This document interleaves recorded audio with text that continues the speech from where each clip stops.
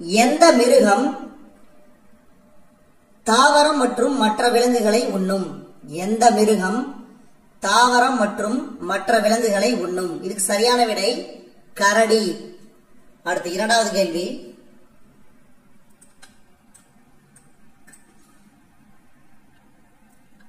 கரடி. அடுத்து இரண்டாவது கேள்வி. ஒரு நபர் ஒரு நாளைக்கு குறைந்தபட்சம் எத்தனை டம்ளர் தண்ணீர் குடிக்க வேண்டும்? இதுக்கு சரியான விடை 8. மூன்றாவது கேள்வி. இந்தியா எப்போது சுதந்திரம் அடைந்தது? 15/8/1947. உலகில் எத்தனை கண்டங்கள் இருக்கிறது? 7 கண்டங்கள். 7 கண்டங்கள். என்னது? வட அமெரிக்கா, தென் அமெரிக்கா, அதே மாதிரி வந்து பாத்தீங்கன்னா ஆசியா, ஐரோப்பா, ஆஸ்திரேலியா, அண்டார்டிகா, ஆப்பிரிக்கா. மொத்தம் 7 கண்டங்கள் உள்ளன. இந்தியாவின் தலைநகரம் எது? இந்தியாவின் தலைநகரம் புதுடெல்லி. புதுடெல்லி. வானவில்லில் எத்தனை நிறங்கள் இருக்கிறது? 7. 7. கூடுகளில் வாழாத உயிரினம். கூடுகளில் வாழாத உயிரினம் வவ்வால். வவ்வால். அடுத்தது சிங்கம், கரடி, குரங்கு. மேற்கண்ட விலங்குகளின் பொதுவான குணம் ஆப்ஷன் டி. அந்த விலங்குகள் வீடு கட்டி கொள்ளாது, அது தங்குவதற்கு ஏதேனும் ஒரு இடத்தை தேடும். அந்த விலங்குகள் வீடு கட்டி கொள்ளாது, அது தங்குவதற்கு ஏதேனும் ஒரு இடத்தை தேடும். அடுத்து கீழ்கண்டவற்றில் எது மதம் சம்பந்தப்பட்ட விழா இல்லை? காந்தி ஜெயந்தி.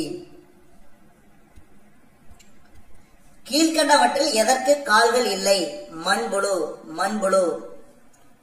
11வது கேள்வி. நாம் சாப்பிடும் போது கீழ்கண்டவற்றில் எதை செய்யக்கூடாது? வாய் முழுவதும் உணவால் நிரப்ப வேண்டும். இதை வந்து செய்யக்கூடாது. மீதிலாம் பாருங்க. வாயை மூடிக்கொண்டு உணவை உண்ண வேண்டும், உணவை மெதுவாக மெல்ல வேண்டும், பேசுவதை தவிர்க்க வேண்டும். இதெல்லாம் முக்கியமான ஒன்று. ஆனா செய்யக்கூடாதது வாய் முழுவதும் உணவால் நிரப்ப வேண்டும் என்பது செய்யக்கூடாது. அடுத்து 12வது கேள்வி. ஜூலை மாதம் ஜூனுக்கு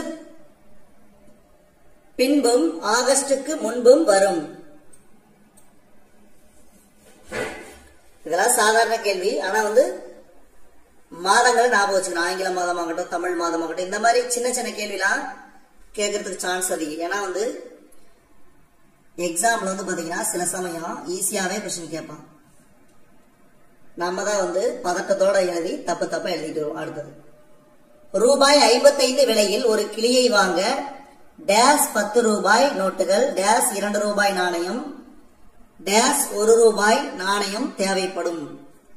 இதுக்கு சரியான விடை வந்து பாத்தீங்கன்னா 5 10 ரூபாய் 50, 2 ரூபாய் 54, 1 ரூபாய். மொத்தம் பாத்தீங்கன்னா 55. இதுல பாத்தீங்கன்னா வச்சுங்க பி பாத்தீங்கன்னா 60 ரூபாய்க்கு மேல வந்துருது. இங்க 55 தான் கொடுத்துருக்கு. அதே மாதிரி இதுல வந்து பாத்தீங்கன்னா 50 கூட்டல் 5 55 வந்துருது. ஆனா இங்க வந்து பாத்தீங்கன்னா 2 ரூபாய் நாணயம் வேணும். அதே மாதிரி இதுல வந்து பாத்தீங்கன்னா எவ்வளவு வருது? 50 52 54 ரூபா தான் வருது.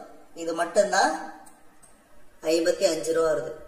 இது 55 ரூபா வருது. ஆனா இதுல வந்து 2 ரூபாய் நாணயம் இல்லை. அதே மாதிரி இதுல வந்து பாத்தீங்கன்னா 67 ரூபா வருது. இதுல 54 ரூபா வருது.